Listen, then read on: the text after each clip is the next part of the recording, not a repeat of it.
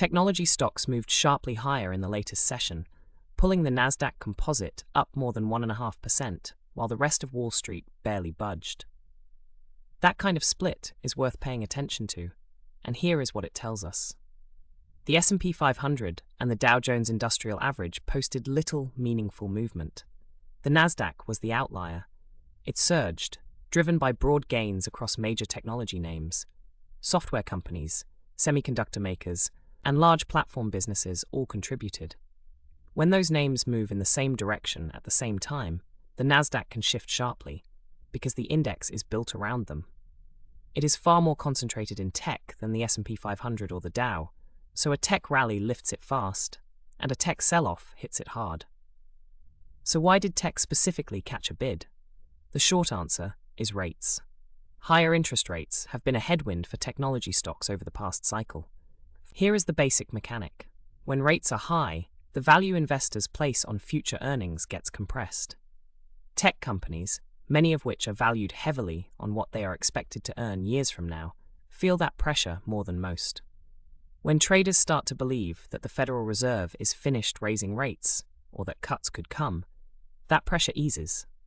Money tends to rotate back into growth-oriented names, and tech leads the move. That appears to be part of what happened here.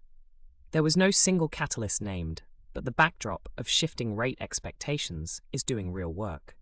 The flat tone across the broader market suggests investors are not making sweeping bets. They are selective. Tech got the attention, most other sectors did not. The Federal Reserve and its next moves remain the central variable. Upcoming data on inflation and employment could change the picture quickly. A hotter-than-expected inflation reading, for example, would push back expectations for rate cuts and likely cool enthusiasm for technology stocks. A softer reading could do the opposite.